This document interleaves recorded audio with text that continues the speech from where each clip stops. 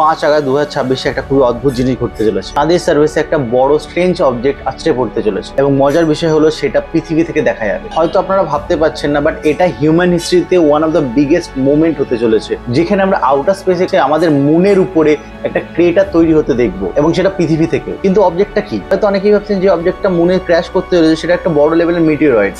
কিন্তু না, সে অবজেক্টটা একটা ম্যান মেড অবজেক্ট। ওটা হলো ফ্যালকন 9 রকেটের upper stage part develop by SpaceX। So last year SpaceX তার ফ্যালকন 9 রকেটে করে মুনে একটা মিশন করে, যেখানে তারা 2খানা রোভার মুনে পাঠায়। তার মধ্যে একটা রোভার সাকসেসফুলি মুনে ল্যান্ড করে এবং ফ্যালকন 9 এর আপার পার্টটা ডিট্যাচ হয়ে যায়। তারপর সেটা মুন আর আর্থে যে অরবিট আছে তার মাঝখানে ঘুরতে থাকে। অ্যান্ড লাস্ট 1 বছর ধরে সে সেখানেই ঘুরছিল, অ্যান্ড ফাইনালি সেটা মুনে ক্র্যাশ করতে চলেছে। আর এটা নর্মাল কোনো ক্র্যাশ হবে না, এটা সাউন্ডের স্পিডে 7 টাইম স্পিডে ক্র্যাশ হতে চলেছে। এন্ড তার ফলে যে এক্সপ্লোশন এন্ড ডার্ট গুলো রিলিজ করবে, সেটা আমরা পৃথিবী থেকেও দেখতে পাবো। এন্ড হিউম্যান হিস্ট্রিতে ফার্স্ট টাইম কোনো লাইভ ক্রেটার তৈরি হতে দেখবো আমরা মুনের সার্ফেসে। সেই রিলেটেড যা ফুটেজ ইন্টারনেটে আসবে, যত তাড়াতাড়ি সম্ভব আপনাদের কাছে পৌঁছাবো, তাই আমাকে ফলো করো।